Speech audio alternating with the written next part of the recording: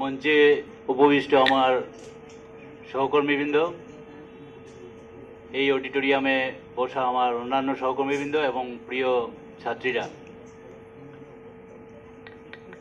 ধৈর্য যদি থাকে তাহলে অধৈর্য থাকবেই, ঠিক না? ধৈর্য শব্দটা যদি তোমাদের ক্ষেত্রে প্রযোজ্য হয় তাহলে অধৈর্য থাকবে, পজিটিভ থাকলে নেগেটিভ থাকবে, তাই না? সবসময় পয়সার একটা দিক যদি দেখো তার অন্য দিকটাও নিশ্চয়ই আছে। তাহলে আমরা অনেকক্ষণ ধৈর্য সহকারে বসেছি, অনেক কথা আমাদের তোমাদের শিক্ষক মণ্ডলীদের কাছ থেকে শুনেছ, এবং আমি বসে বসে অনেক দিক সংস্কৃত দিবসে, আজকের যে সংস্কৃত দিবস, এই সংস্কৃত দিবসে সংস্কৃতের অনেকটা দিক আমিও অনেক শুনতে পারলাম, নিজেকে অনেক ধন্য মনে করছি আজকে এই সংস্কৃত দিবসে উপস্থিত থাকতে পেরে। যাই হোক, সংস্কৃত দিবসে যে মাহাত্ম্য সেটা কিন্তু তোমাদের সামনে উপস্থাপন করেছেন ওনারা। আজকে এখানে যারা বসে আছো তারা কিন্তু সংস্কৃতকে অবহেলার চোখে দেখছো, তাই না? যে সংস্কৃত কি আমাদেরকে জোর করে স্যার ম্যাডামরা বসিয়ে রেখেছেন, সংস্কৃত আবার কি, সংস্কৃত কি আমাদের কাজে আসবে নাকি? আর যে 4-5 জন সংস্কৃত নিয়েছে ওরাও কিন্তু অধৈর্যের সঙ্গে, অবহেলার সঙ্গে এই সাবজেক্টটা নিয়েছে। আমার কাছে ওই দিন গেছিল দুটো স্টুডেন্ট, এই ফার্স্ট সেমিস্টার অ্যাডমিশন নিয়েছে, সংস্কৃত ছেড়ে দেবে, ক্লাসও শুরু হয়নি, সংস্কৃত ছেড়ে দেবে। এইভাবে অবহেলার চোখে সংস্কৃত সাবজেক্টকে দেখে যারা, তারা এই কলেজে পড়ার কোনো যোগ্যই নেই। আজকে তোমরা যে বসে আছো, এখানে বসে আছো যে কিসের সুবাদে? আজকে তোমরা বাংলা কথা বলছো, ইংলিশে কথা বলছো, কিসের সুবাদে? সেই তোমাদের মাতৃভাষাটা থাকার জন্য, সেই মাতা সংস্কৃত থাকার জন্য আজকে তোমরা এখানে বসে পড়ার সুযোগ নিচ্ছ। তাকে অবহেলা চোখে দেখবে না। বাড়িতে মাকে তোমরা কি অবহেলা চোখে দেখো? সবার আগে তো মা শব্দ বেরিয়ে আসে জন্মের পরে, কাজে মাকে বাদ দিয়ে কিন্তু কিছুই নয়। যে যেভাবে খুশি তোমাদের ব্রেইনে যে শব্দই ঢুকাক না কেন, যে বিষয়ে ঢুকাক না কেন, মনে রাখবে সব শেষে মা বলে উচ্চারণ করতেই লাগবে, এবং সেই মা হচ্ছে সংস্কৃত। সংস্কৃত কোনো ধর্মীয় ভাষা নয়। এখানে সবাই মন দিয়ে যদি শুনে থাকো তাহলে বুঝবে যে এই কথাটি বারবার বলা হয়েছে যে যারা অবহেলার চোখে, আমাদের সোসাইটিটাই এই জন্য দায়ী। এই সোসাইটি কিন্তু সংস্কৃত ভাষাকে আজকে একদম শেষ করে দিয়েছে। সোসাইটির প্রত্যেকটা মানুষ যদি বুঝতে পারতো যে সংস্কৃত হচ্ছে আমাদের মায়ের মাতৃভাষা, তাহলে কিন্তু আজকে এরকম তোমরা তো মাত্র ছোট ছোট কচিকাঁচা বাচ্চারা, তোমাদের ভিতরে এই অবহেলা থাকতো না। সংস্কৃতকে মনে রাখবে যে সবার আগে প্রাধান্য দিতে লাগবে। তারপর এখানে ফিলোসফির স্যার বলেছেন, হিস্ট্রির স্যার বলেছেন, পলিটিক্যাল সায়েন্সের ম্যাডাম বলেছেন, ওনারা তো সংস্কৃতের না, কিন্তু কেন বলেছেন তোমাদেরকে? কারণ সবাই জানেন যে সংস্কৃতকে বাদ দিয়ে হিস্ট্রি হবে না, সংস্কৃতকে বাদ দিয়ে ফিলোসফি হবে না, সংস্কৃতকে বাদ দিয়ে পলিটিক্যাল সায়েন্স হবে না, আর সংস্কৃতকে বাদ দিয়ে আমি যে সাবজেক্ট নিয়ে পড়েছি সেটাও হবে না। কাজে আমরা যদি বুঝতে পারি, আমাদের উপরে দায়িত্ব দেওয়া হয়েছে যে নেশনকে গড়ার, শিক্ষকদের উপরে, এবং আমরা যদি বুঝতে পারি যে সংস্কৃত ছাড়া আমাদের কোনো অবস্থাতেই চলা সম্ভব না, তাহলে আজকে তোমাদের মধ্যে যে কথাগুলি আমরা সবাই মিলে বলছি বা ওনারা বলেছেন, সেটা কিন্তু মাথায় ভালোভাবে রাখবে যে সংস্কৃতকে বাদ দিয়ে আমাদের কোনোভাবেই চলা সম্ভব নয়। তাহলে যদি এই এতটুকু কথাই, আজকে যে কথাগুলি এখানে আলোচনা হবে বা আলোচনা হয়েছে সেগুলি মনে রাখো, তাহলে কিন্তু তোমরা তোমাদের আজকের এই সংস্কৃত দিবস কিন্তু 100% সফল হবে বলে আমরা মনে করি। তাহলে দেখো, সংস্কৃতে ওনারা ওনাদের সাবজেক্টের সঙ্গে বা সংস্কৃত কিভাবে ওনাদের সঙ্গে জড়িয়ে আছে বলেছেন, তাই না? কিন্তু আজকে এই যে বিশ্ব ব্রহ্মাণ্ড, তোমাদের বিশ্ব ব্রহ্মাণ্ড বুঝো কি? বিশ্ব ব্রহ্মাণ্ড নাম শুনেছ? বিশ্ব ব্রহ্মাণ্ড বলতে পারো? বিশ্ব ব্রহ্মাণ্ড কি? সেটা কি পৃথিবী? না, সেটা পৃথিবীর চাইতে অন্য কিছু। সেটা কি পৃথিবী? না, পৃথিবীর বাইরে কিছু। বিশ্ব ব্রহ্মাণ্ড, আমি বিশ্ব ব্রহ্মাণ্ডের মধ্যে আছি, তাহলে তার মানে কি আমি কি পৃথিবীর মধ্যে আছি নাকি? বলো তো দেখি, কে বলতে পারবে? আমি বিশ্ব ব্রহ্মাণ্ডের মধ্যে আছি। ঠিকই, আমরা তো বিশ্ব ব্রহ্মাণ্ডের মধ্যে আছি, কিন্তু বিশ্ব ব্রহ্মাণ্ডের মধ্যে মধ্যে পৃথিবী আছে, সেই পৃথিবীতে আমরা আছি। তার মানে বুঝতে পারছো যে পৃথিবী মানে বিশ্ব ব্রহ্মাণ্ড নয়, পৃথিবী থেকে অনেক অনেক অনেক বড় জিনিসটা হচ্ছে বিশ্ব ব্রহ্মাণ্ড। তো এই বিশ্ব ব্রহ্মাণ্ডের সৃষ্টি হয়েছিল কোনো একটা সময়ে, তারপর সৃষ্টি হয়েছিল এই পৃথিবী। তাহলে সেই বিশ্ব ব্রহ্মাণ্ডের সৃষ্টি নিয়ে যে কথাগুলি প্রথম আমরা দেখতে পাই, সেটা আজকের থেকে হাজার হাজার হাজার বছর আগে, 5000, কমপক্ষে 5000 বছর আগে সেই যে বেদ, সেই বেদের মধ্যে লেখা আছে যে আমাদের বিশ্ব ব্রহ্মাণ্ডের সৃষ্টি হয়েছিল একটা বিস্ফোরণ থেকে। যেমন এইখানে যদি একটা অ্যাটম বম ফাটে, তাহলে অ্যাটম বম ফাটার পর ছোট ছোট ছোট টুকরা হয়ে পড়বে, তাই না? সেই যে অ্যাটম বম, সেই অ্যাটম বমের যেভাবে এক্সপ্লোশন হয়, বিশ্ব ব্রহ্মাণ্ডের সৃষ্টি হয়েছিল কোনো একটা ছোট জায়গা থেকে। সেই জায়গাটা ছিল সম্পূর্ণ শক্তিতে ভরা, এনার্জিতে ভরা। এই এনার্জি এত বেশি হয়েছিল যে সেটা ফাটতে বাধ্য হয়েছিল। সেই ফাটার পরেই এই বিশ্ব ব্রহ্মাণ্ডের সৃষ্টি। তো এই কথাগুলি কোথায় আছে আমরা জানতে পারি কোথা থেকে? সবার আগে যে জিনিসটা আমরা পাই সেটা হচ্ছে ঋগ্বেদ। সেই ঋগ্বেদ থেকে আমরা পাই। তারপরে অনেক অনেক অনেক বছর পরে অনেক জিনিস এসছে।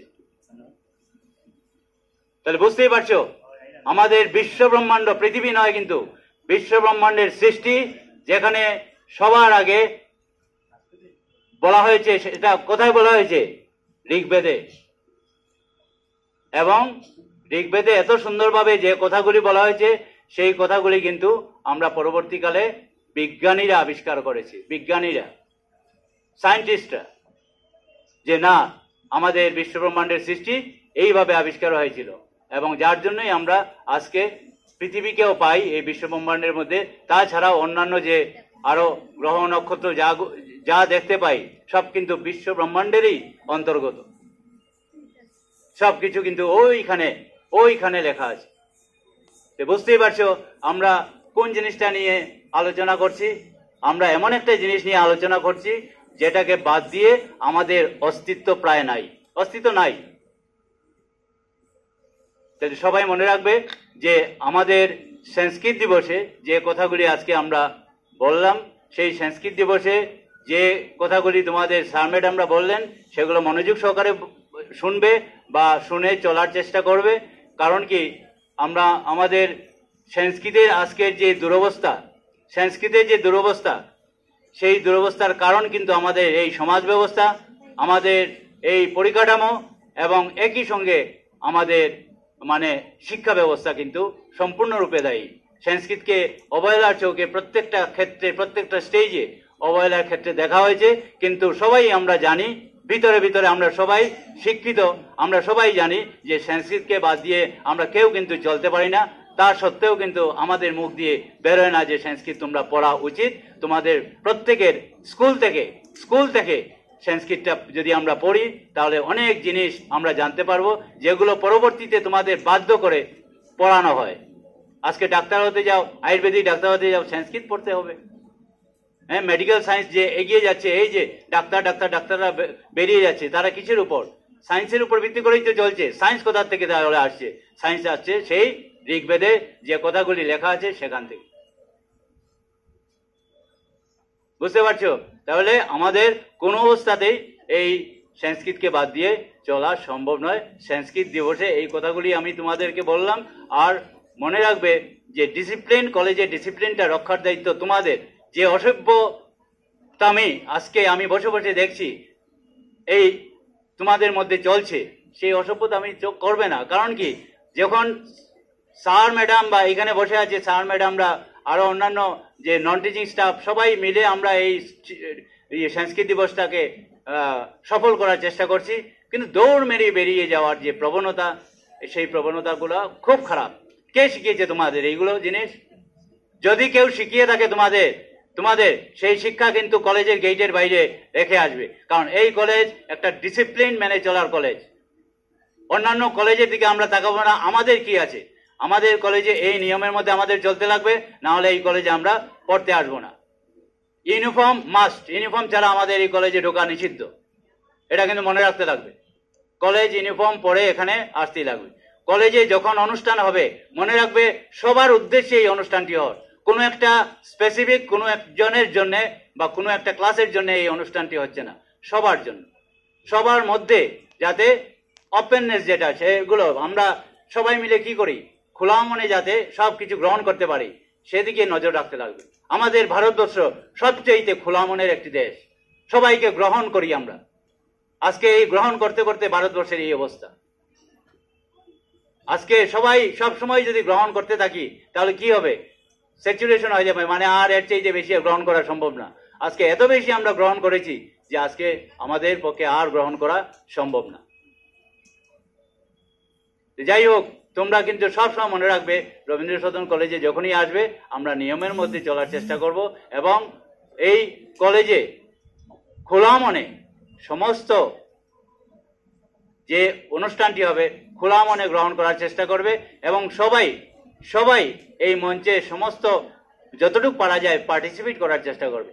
আজকে তোমরা যদি বুঝতাম যে এখানে 2-3 জন স্টুডেন্ট পলিটিক্যাল সায়েন্সের, ফিলোসফির, ইকোনমিক্সের এখানে পার্টিসিপেট করেছে সংস্কৃত দিবসে, তাহলে এই সংস্কৃত দিবসটা ঠিক সত্যিকার অর্থে সফল হতো। কিন্তু না, আমি তো পলিটিক্যাল সায়েন্স, আমি তো সংস্কৃত জানি না, আমি ফিলোসফি, আমি হিস্ট্রি, আমি ইকোনমিক্স, আমি ম্যাথমেটিক্স, এইভাবে তোমরা বসে রয়েছো। তোমাদের মাথাটা নষ্ট হয়ে গেছে। সবকিছু খোলা মনে নিতে লাগবে যে এই সাবজেক্টটা কোনো একটা যে রিলিজিয়নের উপর ভিত্তি করে নয়। এটা যদি আমি জানি তাহলে ইংলিশ যেভাবে জানা, বাংলা যেভাবে জানা, সংস্কৃতটা জানলে আমরা আরো বেশি উপকৃত হব, কারণ সংস্কৃত থেকেই বাকি সব ভাষাগুলো এসছে। সংস্কৃতকে আমাদের জানার আগ্রহ সবার মধ্যে বাড়াতে লাগবে। আমরা সবাই মিলে সংস্কৃতকে অনেক আদরের সঙ্গে গ্রহণ করব, এবং সংস্কৃত দিবসে আমরা একটা শপথ নিতে পারি যে আমরা সবাই মিলে তোমরা সবাই মিলে সংস্কৃত ডিপার্টমেন্টকে অনুরোধ করো যে আমরা কমপক্ষে 1 সপ্তাহের কোর্স আপনারা গ্রুপে করান স্পোকেন সংস্কৃত। আমরা যাতে কিছু সংস্কৃত শিখতে পারি, এবং এই সংস্কৃতটা একটা ইংলিশের মতো কাজ দেবে তোমাদের। তোমরা যদি সংস্কৃতটা স্পোকেন সংস্কৃত হিসাবে একটা কোর্স 7 দিনে করতে পারো, কিছু দেখবে ল্যাঙ্গুয়েজ তোমাদের যে সংস্কৃত, বাংলা, ইংলিশ হয়ে গেল। তারপর তোমাদের এই যে তাপসী ম্যাডামকে বলবে আপনি একটা মণিপুরি, স্পোকেন মণিপুরি এই যে ল্যাঙ্গুয়েজ যেটা আছে এইটার উপরে আপনি একটা করান না, 3 দিনের কোর্স করান না, শর্ট টার্ম কোর্স। উনি তখন রিসোর্স পার্সন ব্যবস্থা করবেন তোমাদের জন্য, এনে তোমাদেরকে এই কিভাবে মণিপুরি ভাষা শেখানো যায় সেটাও করবেন। এইভাবে বিভিন্ন ল্যাঙ্গুয়েজ শেখার চেষ্টা করো, তাহলে দেখবে নিজেদেরকে অনেক উন্নত মানের মানুষ মনে হবে। যদি চেষ্টা করো পারবে, নিশ্চয়ই পারবে। শুধু একটা জিনিস নিয়ে নিজেকে সংকীর্ণ মনোভাব যেন তোমাদের মধ্যে না হয়। তোমরা সবসময় খোলা মনে সবকিছু গ্রহণ করার চেষ্টা করবে। আমি এতটুকু বললাম, রাগ করে অনেক কথা বলি, কিন্তু তোমাদের উদ্দেশ্যে ভালোর জন্য বলি। তোমরা সবকিছু সুন্দরভাবে গ্রহণ করার চেষ্টা করবে, ঠিক আছে? তাহলে আমি আজকে 100% এই সংস্কৃত দিবস সফল হবে এই আশা রেখে, কারণ কি আর কিছুক্ষণ পরে তোমাদের তোমাদের হয়তো নাচ এবং গান আছে না, নাচ গানের অনুষ্ঠানও আছে। একটু উপভোগ করো। তোমরা আরো ধরো আধা ঘন্টা বা খুব বেশি হলে 45 মিনিট তোমরা থেকে তোমরা ওদেরকে উৎসাহিত করো, তাহলেই দেখবে ওদের যে সংস্কৃত দিবস যে আজকে অর্গানাইজ করা সেটা কিন্তু সফল হবে বলে আমি আশা করি। সবাইকে অনেক অনেক শুভেচ্ছা, তোমাদেরকে শুভেচ্ছা দিলাম, আর আমার শিক্ষক অশিক্ষক সবাইকে আমি আমার অনেক আন্তরিক শুভেচ্ছা জানিয়ে আমার বক্তব্য শেষ করলাম। ধন্যবাদ।